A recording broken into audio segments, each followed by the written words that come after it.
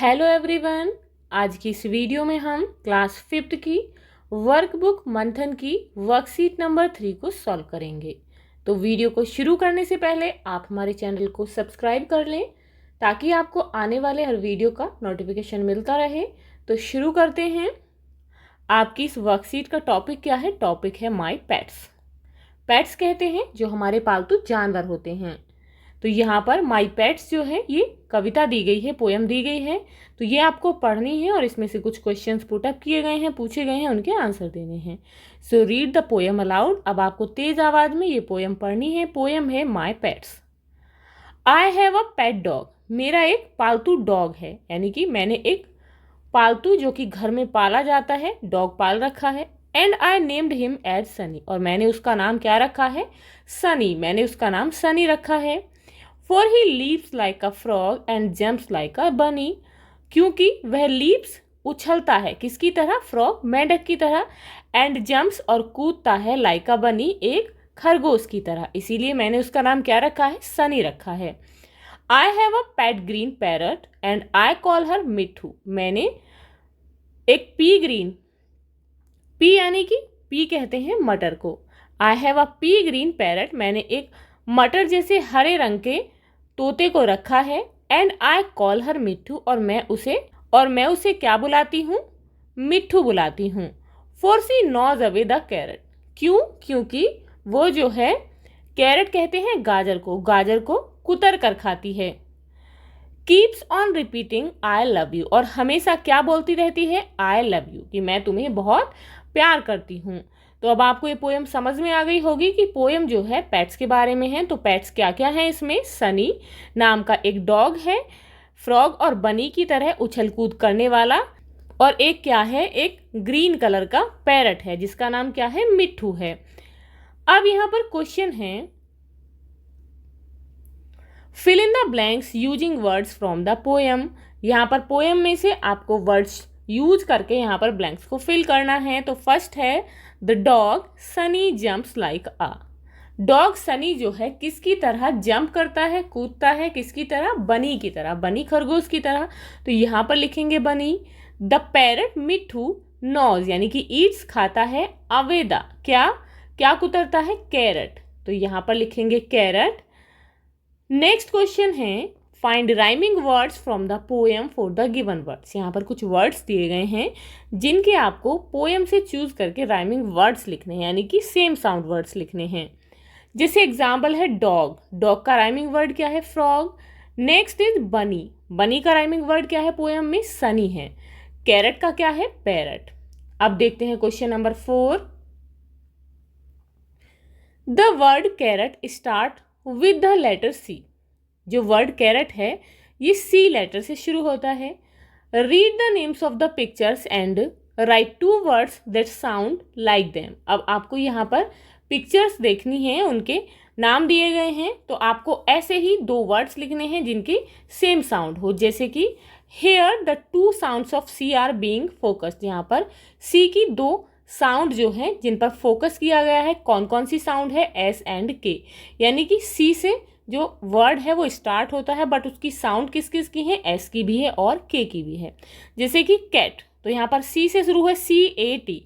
सी है sound of के, तो सी की जो साउंड है वो किसकी है? सी लेटर की, के साउंड। अब आपको ऐसे ही 2 वर्ड्स लिखने हैं जिसकी एस और के की साउंड हो। तो ऐसे वर्ड्स हैं जैसे कि cap, C A P, cap. तो यहाँ पर के साउंड है और सी लेटर से स्टार्ट है। नेक्स्ट है cable, C A B L E. तो सी से स्टार्ट है और के साउंड है। अब नेक्स्ट है सिनेमा, सिनेमा में सी लेटर है साउंड लाइक एस। सी की जो साउंड है वो एस जैसी है। तो अब आपको ऐसे वर्ड्स लिखने हैं जो सी लेटर से स्टार्ट हो बट जो साउंड हो वो एस की हो। तो ऐसे वर्ड्स हैं सर्कल, तो यहाँ पर एस की साउंड है। सीमेंट, तो इसमें भी एस की साउंड है। तो आप ऐसे ही 2 वर्ड्स लिखेंगे। आप देखते हैं question number 5। Question is when animals are not well. जब एनिमल्स जो हैं वो बीमार हो जाते हैं, सही नहीं होते हैं, we take them to a veterinary doctor. तो हम पशुओं के डॉक्टर के पास उसे ले जाते हैं। Sunny was not well so. Sunny जो है, सनी जो इसका डॉगी है वो सही नहीं है, बीमार है। Aditi took him to the veterinary doctor. तो अदिति जो है उसे जानवरों के डॉक्टर के पास ले जाती है। Now complete the dialogues that took place between Aditi and doctor. अब आपको यहाँ पर डायलॉग्स जो कि अदिति और डॉक्टर के बीच में किए गए हैं, इट मीन्स उनके बीच में जो कॉन्वर्सेशन हुई है उसे कंप्लीट करना है। सो फर्स्ट इज अदिति ने कहा गुड मॉर्निंग डॉक्टर। डॉक्टर ने कहा गुड मॉर्निंग। अदिति हाउ, तो अदिति से डॉक्टर ने क्या कहा, गुड मॉर्निंग, और आगे क्या कहा, हाउ आर यू, कि तुम कैसी हो। तो यहाँ पर लिखेंगे आर यू। अदिति ने कहा आई एम फाइन, मैं अच्छी हूँ। The problem is with my dog Sunny. जो प्रॉब्लम है, जो परेशानी है वो किसको है, मेरे डॉग सनी को है।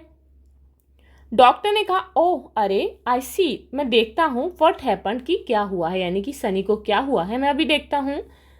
अदिति ने कहा डॉक्टर सनी इज नॉट, तो अदिति ने क्या कहा कि डॉक्टर सनी नहीं है कैसा, वेल ठीक नहीं है। डॉक्टर ने कहा ओके ठीक है। So he is not eating properly, इसीलिए वह जो है अच्छे से खा नहीं रहा है। लेट मी करने दो मुझे, क्या एग्जामिन, देखना, यानी कि उसको देखने दो। अदिति ने कहा ओके डॉक्टर, ठीक है डॉक्टर। डॉक्टर ने कहा he might have a stomach एक, उसने कहा कि शायद सनी के जो है पेट में दर्द हो सकता है। I will give him a medicine, मैं उसे एक दवाई दूंगा जिससे उसका पेट दर्द ठीक हो जाएगा। अब हम देखेंगे क्वेश्चन नंबर 6। तो आप इस तरीके से इस जो डायलॉग्स दिए गए हैं इन्हें कंप्लीट करेंगे। क्वेश्चन 6 में है कि we see animals at many places, हम बहुत सारी जगहों पर बहुत सारे एनिमल्स देखते हैं, जानवर देखते हैं। Look at the pictures below, तो यहाँ पर ये पिक्चर दी गई है, इन्हें देखिए।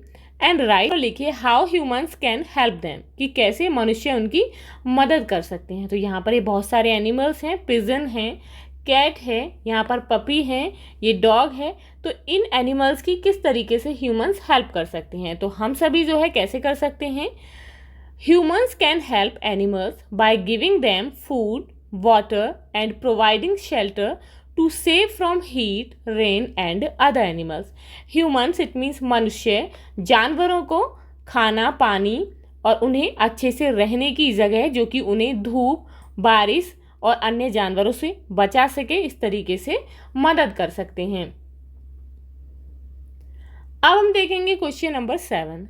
अदिति अपने घर में पाए जाने वाले जानवरों को 2 हिस्सों में बांटा, जो पालतू हैं और जो पालतू नहीं, यानी कि जो पाले जाते हैं और जिन्हें पाला नहीं जाता है। दिखाए गए चित्र को सही जगह लगाइए और उनके नाम भी लिखिए। तो यहाँ पर ये एनिमल्स की पिक दी गई है, तो इसमें से बताना है कि घर पर हम कौन से पालते हैं और कौन से नहीं। तो जो पाले जाने वाले जानवर हैं वो हैं बिल्ली, बिल्ली को पालते हैं, कुत्ता, गाय और खरगोश। और जिन्हें हम पालते नहीं हैं लेकिन फिर भी हमारे घर में आ जाते हैं, तो ऐसे जानवर कौन से हैं, कॉकरोच है, चूहा, छिपकली और मक्खी। अब यहाँ पर क्वेश्चन नंबर 8 है। कविता में कई जानवरों का जिक्र हुआ है। अभी जो हमने कविता पढ़ी थी उसमें बहुत सारे जानवर आए हैं, उनका वर्गीकरण यानी कि जो कैटेगराइजेशन है वो करना है, उन्हें बांटना है। उस वर्गीकरण का आधार भी बताना है कि किस बेस पर, किस आधार पर आपने जानवरों का वर्गीकरण किया, उन्हें बांटा है। आप कुछ और जानवरों के नाम भी जोड़ सकते हैं। तो जैसे कि यहाँ पर इनका वर्गीकरण किया गया है मांसाहारी और शाकाहारी के आधार पर, कि कौन से जानवर जो है वो मांस खाते हैं और कौन से जानवर साग सब्जियां खाते हैं। तो मांसाहारी जो है कौन कौन से जानवर हैं, जैसे कि कुत्ता, पोयम में आया है कुत्ता, मेंढक, तो ये मांस खाते हैं। और शाकाहारी हैं खरगोश, तोता। तो अन्य जानवर जैसे कि मांसाहारी हैं शेर है जो कि मांस खाता है, कौआ है, चीता है, बाघ, ये सभी क्या खाते हैं, मांस खाते हैं। और शाकाहारी जैसे कि बकरी, गाय, भैंस, तो ये सभी जो है क्या है, शाकाहारी जानवर हैं। तो आप अन्य नाम भी यहाँ लिख सकते हैं। अब यहाँ पर हम लिखेंगे क्वेश्चन नंबर 9। यदि आपके पास एक पालतू पशु होता, तो बच्चों यदि आप अपने पास कोई पालतू पशु रखते तो वह कौन सा पशु होता। तो आप यहाँ पर जो भी पशु रखना चाहते उसका नाम लिखेंगे। जैसे कि मैं रखना चाहती कुत्ता, आप उसका क्या नाम रखते। तो आप जो है उसका जो भी नाम रखना चाहते आप उसका नाम यहाँ पर लिखेंगे। जैसे कि मैं उसका नाम टॉमी रखता या टॉमी रखती। आप उसे क्या खिलाते, तो कुत्ता जो है वो क्या खाता है, दूध, रोटी, बिस्कुट, ब्रेड आदि। क्वेश्चन है आप उसे कहाँ पर रखते, तो मैं उसे कुत्ता घर में रखती। आप उसे कहाँ घुमाने ले जाते, तो घुमाने के लिए मैं उसे पार्क में ले जाती। तो आप ऐसे ही अपने उस जानवर का नाम लिखेंगे, उसके बारे में लिखेंगे जिसे आप पालना चाहते। अब हम देखेंगे क्वेश्चन नंबर 10। कुछ लोग अपनी जीविका के लिए जानवरों पर निर्भर होते हैं, यानी कि जानवरों से अपना जीवन यापन करते हैं। नीचे एक सपेरे और उसके सांप के बीच हो रही बातचीत दी गई है। तो आप चित्र में देख सकते हैं, ये सपेरा है जो कि बीन बजा रहा है और जिसकी धुन पर सांप जो है वो नाच रहा है। अब यहाँ पर जैसे कि ये कन्वर्सेशन दी गई है सांप और सपेरे के बीच की। सपेरा कहता है, सांप भाई अच्छे से तैयार हो जाओ, आज हम नए गांव में चलेंगे। क्यों? नाचने के लिए, खेल दिखाने के लिए। सांप ने कहा, सही कहा, आज तो मैं बहुत खुश हूँ। मैंने पेट भरकर खाना खा लिया है ताकि मैं अच्छे से नाच दिखा पाऊँ। मुझे बच्चों के हंसते खिलखिलाते चेहरे बहुत पसंद है। अब सपेरे ने कहा, हाँ, और तुम्हारे अच्छे नाच से ही खुश होकर सभी मुझे पैसे और अनाज देते हैं। तब सांप ने कहा, तुम भी तो मेरा कितना ख्याल रखते हो, इतना प्यार देते हो कि मुझे अपने अन्य सांप भाइयों की याद भी नहीं आती। सपेरा कहता है, सांप भाई तुम भी मेरे परिवार समान ही हो, तुमसे ही तो मेरी जीविका चलती है, यानी कि मैं तुमसे ही पैसे कमाता हूँ खेल दिखाकर। अब यहाँ पर क्वेश्चन है कि सांप और सपेरे की बातचीत सुनकर आपने क्या जाना? अपने शब्दों में लिखिए। तो अपने शब्दों में लिखना है। तो यहाँ पर अभी हमने सांप और सपेरे दोनों की बातों को सुना। तो सांप और सपेरे की बातचीत सुनकर हमने ये जाना कि वे दोनों अपनी आजीविका के लिए एक दूसरे पर आश्रित हैं।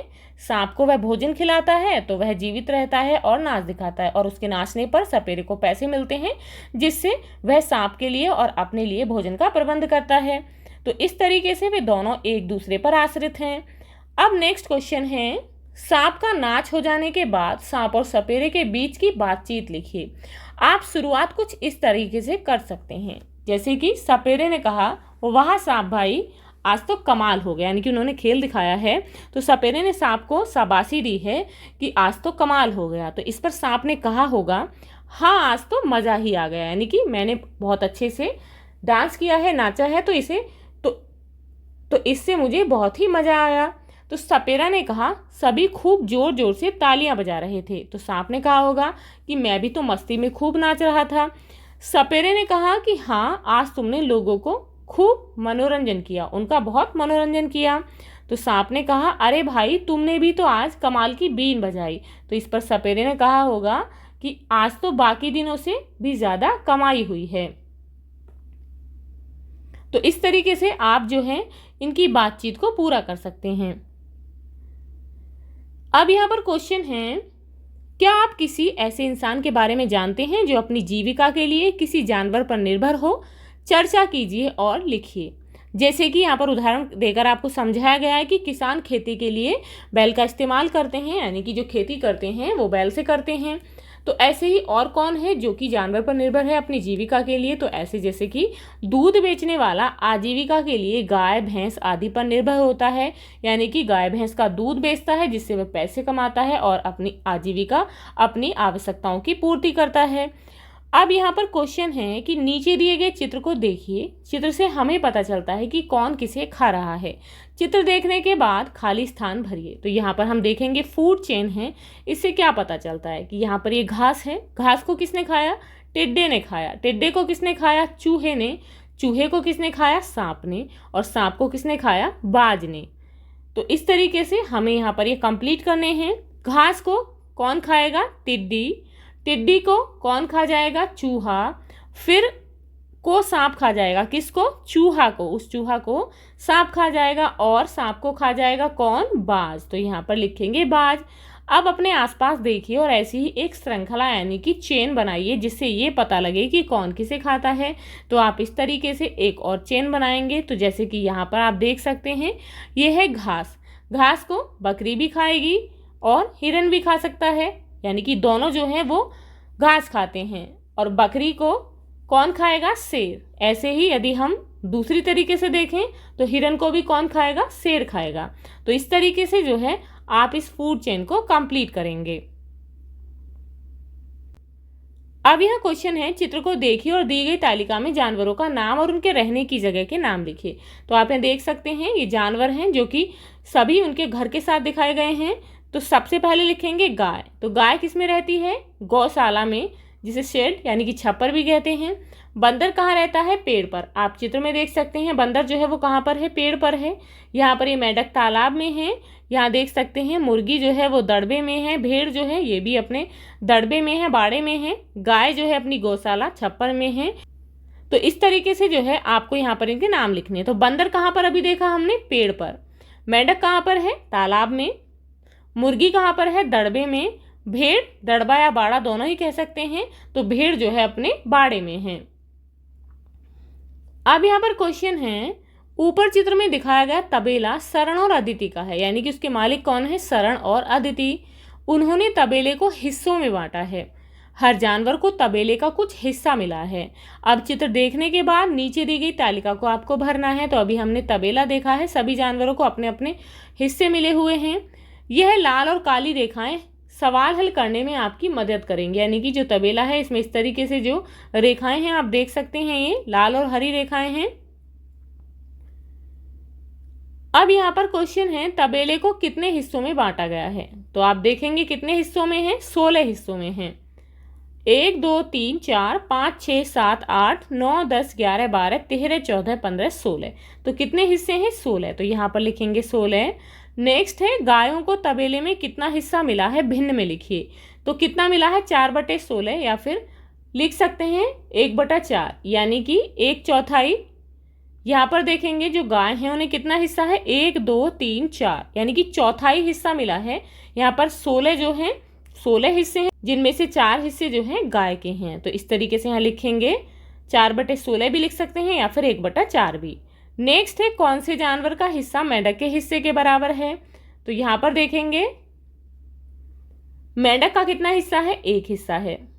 यहाँ पर देखेंगे खरगोश हैं जो कि अपने बिल में हैं, तो इन्हें कितना हिस्सा मिला है? 1 हिस्सा, यानी कि जो मेंढक हैं मेंढक के हिस्से के बराबर किसका हिस्सा है? खरगोश का। तो यहाँ पर लिखेंगे खरगोश।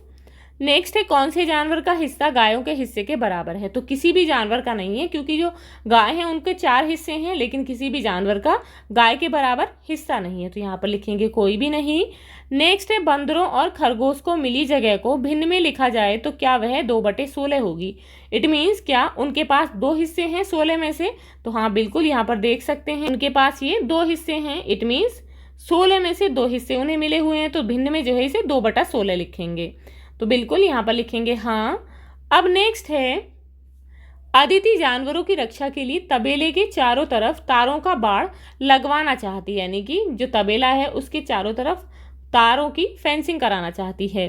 अगर उसके तबेले का आकार चौकोर है, यानी कि चारों तरफ से बराबर है, और उसकी एक भुजा 20 मीटर की है, तो अदिति के तबेले का परिमाप निकालिए, यानी कि आपको पेरीमीटर बताना है। तो तबेले का जो परिमाप है उसकी कितनी भुजाएं हैं? 4 भुजाएं हैं। तो यहाँ पर 4 × 20, यानी कि एक भुजा की जो लंबाई है वो कितनी है? 20 मीटर है। तो हम 4 से 20 को गुणा कर देंगे। 4 × 20 बराबर 80, यानी कि तो इसकी जो परिमाप है वो कितना है? 80 मीटर। आप इसे दूसरी तरीके से भी कर सकते हैं। ये जो है चौकोर है, तो इसकी एक भुजा जो है वो 20 मीटर की है, तो आप इसी तरीके से 20 को 4 बार प्लस कर सकते हैं, क्योंकि चारों भुजाएं जो हैं वो 20-20 मीटर की है। तो आप इस तरीके से 20 को 4 बार प्लस कर लेंगे, तो प्लस करने पर कितना आएगा? 80। 20 और 20 40 और 20 60 और 20 80। तो इसकी जो परिमाप है तबेले का कितना हुआ? 80 मीटर। तो कितने तार की जरूरत होगी? 80 मीटर की। तो आंसर क्या हुआ? 80 मीटर। तो आप इसे इस तरीके से कर सकते हैं। अब यहाँ पर क्वेश्चन है, अदिति तारों का बाड़ बनवाने की प्रक्रिया में होने वाले खर्चे का हिसाब लगा रही है। 1 मीटर का तार 50 रुपये का है। तबेले के चारों ओर बाड़ा लगवाने में अदिति का कुल कितना खर्चा होगा? तो तबेले का भी हमने परिमाप निकाला है, कितना है?